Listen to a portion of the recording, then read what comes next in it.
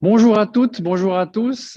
Bienvenue sur ce live for all the English speakers around the world.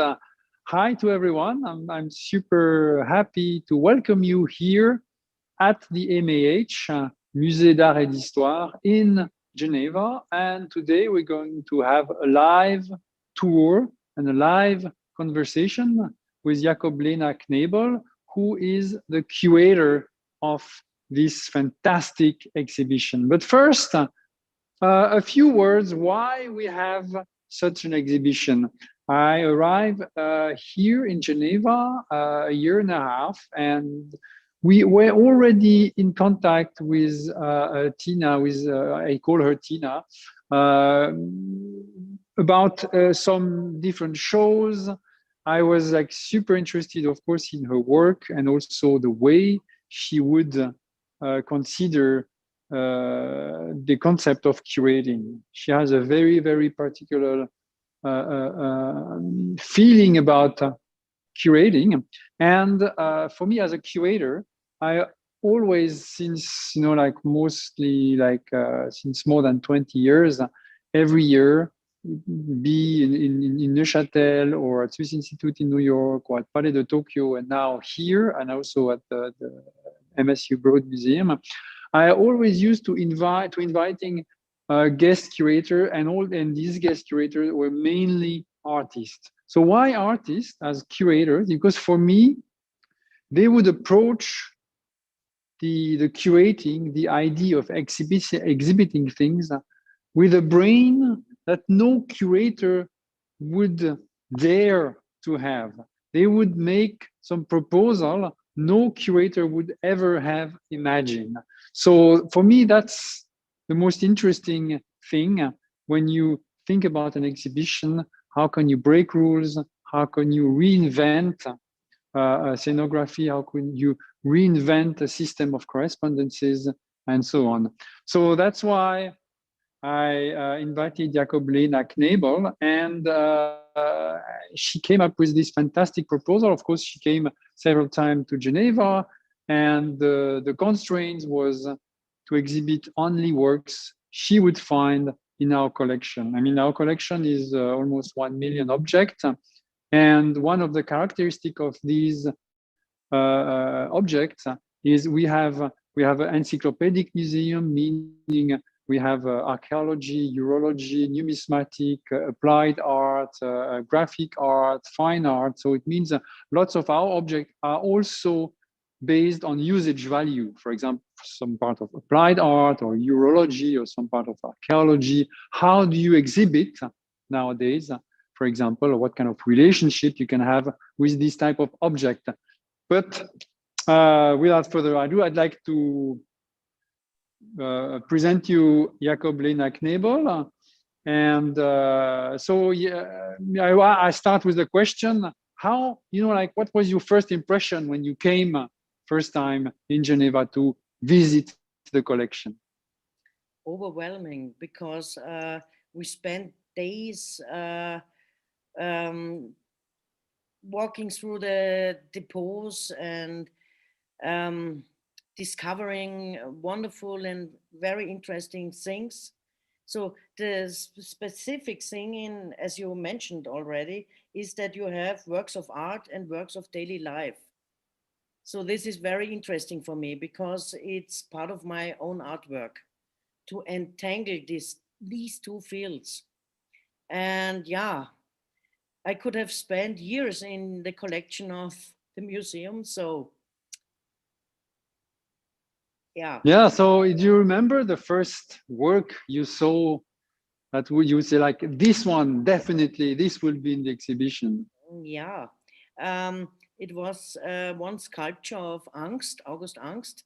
He's on the other side now of the wall where you are standing in front, and it's so amazing for me. It looks like a woman with a movement through her hair. So it looks like a sculpture in motion. So it was very impressive for me to have it in the exhibition. And of course, Carlos Schwab, because it reminded me on Pulp Fiction covers in my childhood. Oh, So yeah. it was so astonishing for me how old it is in this historical context, and still reminds me on this Pulp Fiction aesthetics. Yeah, yeah. Good, good. Oh, jetzt höre ich nichts mehr. Was ist? So I think we will like make the transition with some exhibition view, and we are going to walk to another room.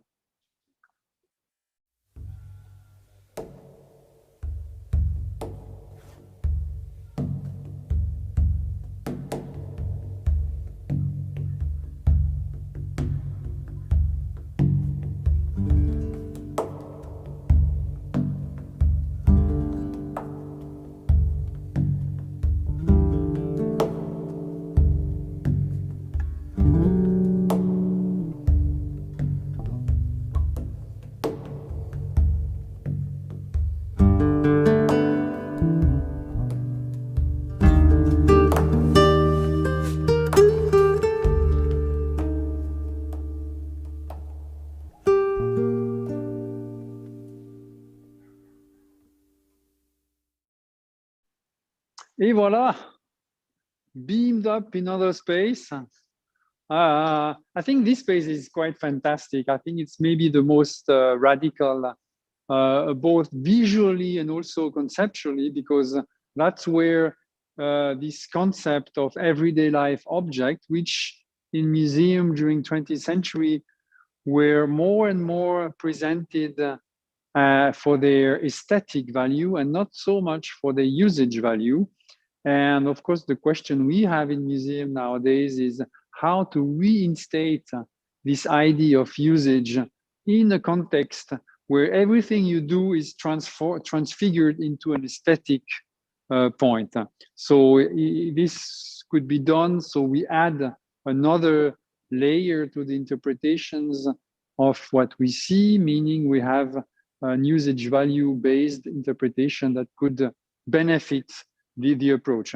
So, for example, we have here maybe the kind of work that sparks the most maybe questions in the exhibition, meaning the sculpture in the shower cabin.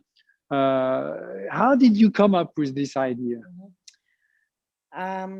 Humor is very important in my work because humor is a special emotion, causes a special emotion where you can't, yeah, you have to go in it when it works. So the idea is to work with reframing, to put the artworks and the objects in another context, in another form of presentation, to get to bring the viewer another angle to things. Yeah, to produce excitement, maybe also some kind of approach which we had in our childhood. Yeah. And yeah, to come very close to the art pieces, as we see in the background. The Oceanide is surrounded from a modular sofa where you can have a seat and be very near to her. So it's about fetishism. It's about to bring the public sphere, to entangle the public sphere with privacy. Yeah, I think this is quite spectacularly done in this show, where, for example, you arrive in the show, and normally in every exhibition or in every museum, you arrive in the museum, you have the ticketing, and then you have the clock room, and then you have the boutique, and then you start the exhibition. Here, I think what's fantastic, you arrive, even when you arrive in the lobby, you have already works of the exhibition. You are already in the exhibition, and then you start with the first room, and you deal with your personal stuff, meaning you have the cloak room, and you have the bookshop, And this is already part of the exhibition. It's not like two worlds separate by different type of usage. And I think this is extremely important, where the visitor, you go in a museum, and the museum is one global type of experience. It's not that you come to a museum and where you have your consumerism interpretation when you go to the bookshop, and then you have to switch on your aesthetic interpretation. Everything, all your life, it could be in a museum. So you could live in a museum as you could live elsewhere, plus with this augmented feeling given by the aesthetic experiment. But you don't lose all the other interpretation and feelings you have in your life. And this is quite exceptional. I don't know so many museums that could manage, or exhibition that could manage to get the full spectrum, I would say, to our feeling, which is fantastic. I mean, that's what art is about, like it's to enhance our life. So I think this is fantastically done here. Thank you. I'm happy to hear this. So also we have, for example, what you see in the background is when you go around, you see a kitchen, and that's maybe quite interesting to see, where you have plates and vase, and vase from the Greek period, and plate from the 19th or 18th century, shown as if they were in a kitchen. But I mean, when you look closely, you see, I mean, it's fantastic artwork. It might not be done by artists as we imagine artists nowadays, but it was done by very creative people. And I think that's the most interesting thing. Creativity is everywhere. And of course, art is like where we find most creativity. But even like a craftsman, if his work is in this museum, means his creativity level was very high. So he can be considered as an artist as well. So it's also playing with this tension of where do we put the cursor on what is art, and the elasticity of art. And then we realize that the concept of art is so much elastic that it really helps us in our daily life to see things in a more open way. Yeah, also that this craftsmanship and design was in former days part of art. There was no separation. But after the French Revolution, and as the bourgeoisie came up, they found the idea of the born genius artist. So they separated.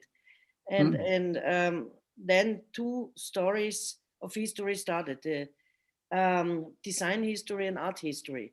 So in my way, I'm connected with all these avant-garde idea to bring it together again, the daily life and the art.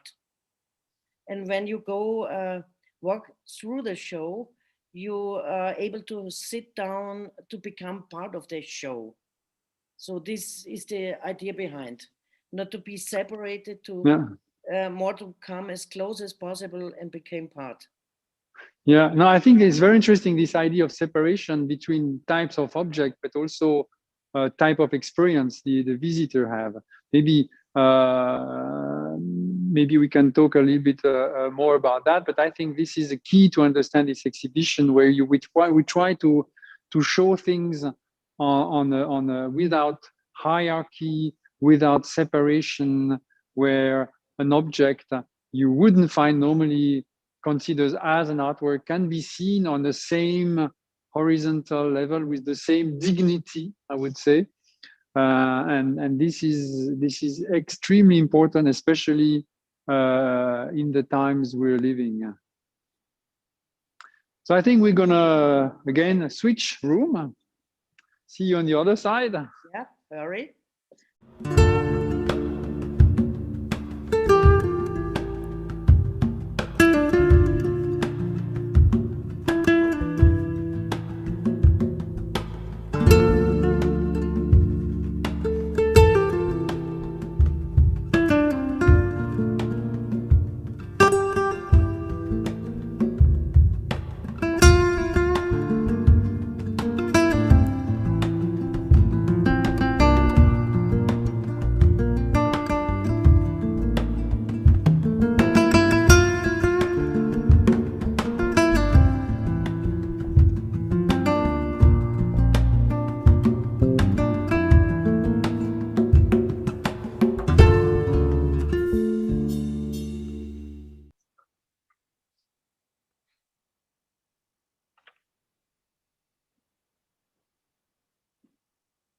Et voilà, I'm back. So now we are in another space, a space which is quite popular here in this museum, la salle des armures, where you see armors and guns, and a room dedicated to a kind of heroic moment for Geneva, where they resisted to the invasion of Savoyard. So here it's a very heavy, I would say, heavy scenography, and it could be quite difficult to interact with. But your proposal was to use some garden sheds, and that's very interesting. So tell us what you did with that, why, and what you put inside, and. Yeah, the first idea was also to cover the displays with the weapons, because I found interesting that especially this room is very important for the identity of Geneva, concerning the history and the memory. So, but the aim was to challenge this a little bit for a few weeks to make another suggestion. And I used these garden sheds as the smallest idea of identity of a house, of a property, of a nation. As you know it in this small garden, was heißt Siedlungen? I don't know if you have this in Switzerland. In Austria, there are these tiny gardens. Yeah. Tiny garden sheds. Yeah. And sometimes they start to fight with the neighbors.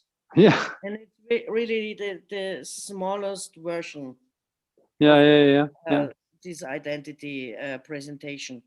So I present in these garden sheds paintings which has to do with the idea of nature, and furniture from royal context, or also burnt furniture in one of the sheds. Yeah. This burnt furniture, for me, it's extremely interesting. So the story that goes with it was this: we have 1,000 table and chair type of furniture, which was stored in the basement of Palais Wilson. And in '87, this Palais Wilson burned into flames. So most of these furniture were destroyed either by the flames or the water by a fireman. And so in such a way that they were declared totally destroyed, totaled by the insurance. So at that point, it's very interesting, because once the insurance say totally destroy, we cannot do anything, you cannot restore them, you cannot show them as an artwork, we're gonna reimburse the value of this furniture. So at that moment, it loses its qualities of artworks. And also it loses the quality of everyday objects.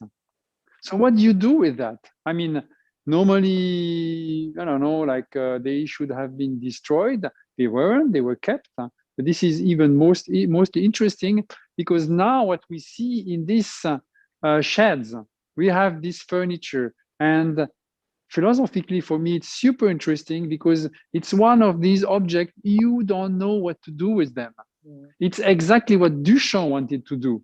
You know, Duchamp realized quite quickly it was easy to go from ordinary object to artwork, but then he spent the rest of his life trying to go backwards, not back to the ordinary object, but somewhere, you know, like somewhere in between. Can we do work that are not artwork?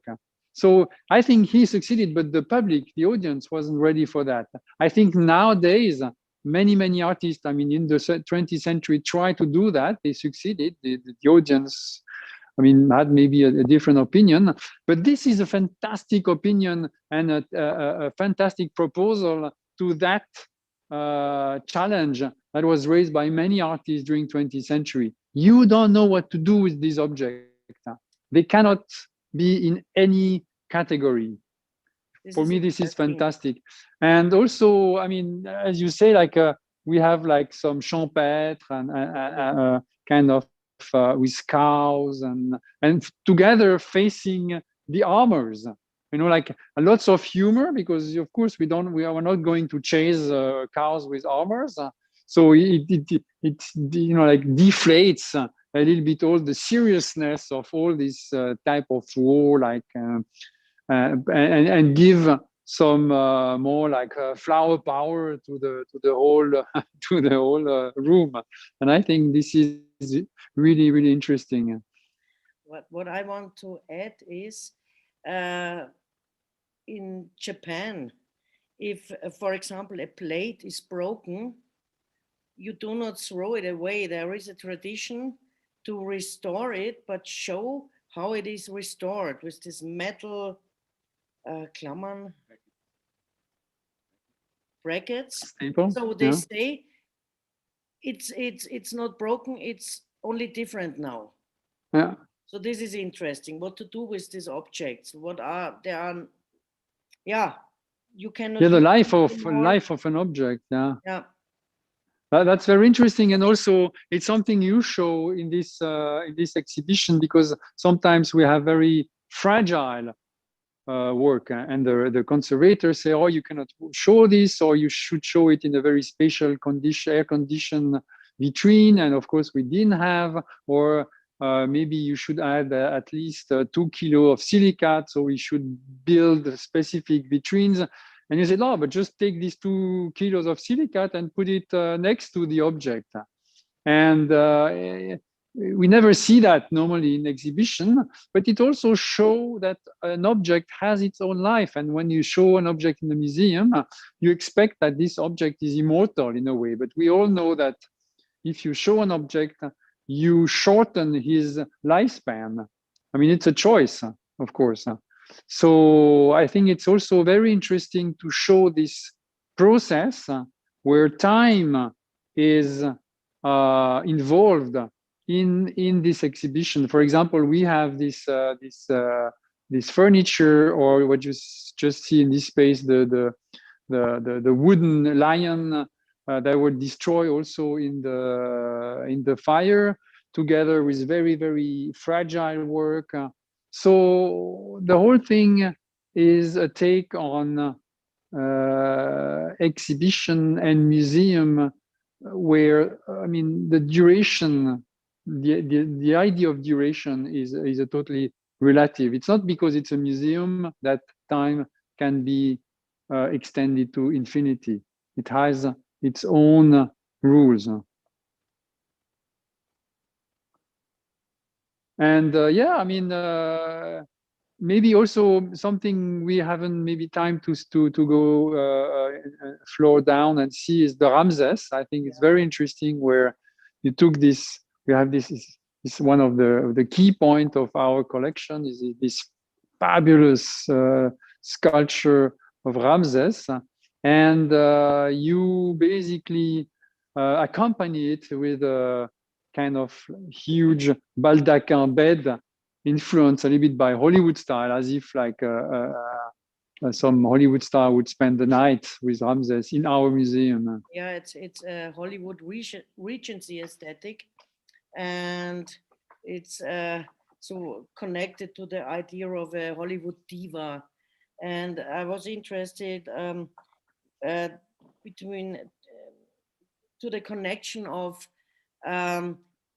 Egyptian death culture, and that the idea that the death is the brother of the sleep. Yeah. So some people which are very scared of dying do have problems to go to bed. So I wanted to connect it in a very placative way. This is also my kind of style, to do placative. Yeah. To get something very soon, or to have an emotion very soon. Yeah. That's great. And of course, I cannot prevent myself from willing to spend a night with Ramses. Yeah, here today. When will it be? I don't know. What do you think? It's a good idea? Yeah, maybe it's better when it's warmer, because I do not remember central heating at the museum. Yeah. So. No, I will do it. I will do it in June, I guess. So I give some more news. Or can we do a live? Yeah, maybe an infrared camera that could record my dreams would be super vivid, of course, that night. So I think we have to end it here. Yeah. Thank you. There was a question from. Yeah, there was a question, exactly. But yes. I think in a way we've answered it. Yeah, you want to. The Amory Hall and the identity which is given to the audience concerning this room. Okay. And I think I had a question for me is about the exhibition, what comes next, I think. So I will keep, as I was saying in the beginning, I will keep this this habit of inviting a guest curator every year. But next year, I make an exception because it will be a curator, not an artist, but maybe the most legendary living curator nowadays, who is Jean-Hubert Martin. And so we are also already working on his exhibition. It will be totally different. But of course, this is something we build a series. It's a kind of like a TV series, like the first chapter, the second chapter, but everything is linked. There is a narrative arc where, of course, you started with the first chapter. And of course, someone else asked for a catalog. Of course, there will be a catalog. It's just being printed now. So I hope, like in the coming days, coming weeks, we'll have the catalog. We will organize a launch, of course, of the catalog here and elsewhere, like worldwide. So stay tuned. And Tina, thank you so much. Yes, thank you, Marc-Olivier. Thank you. Thank you for everyone. Bye-bye. Bye-bye.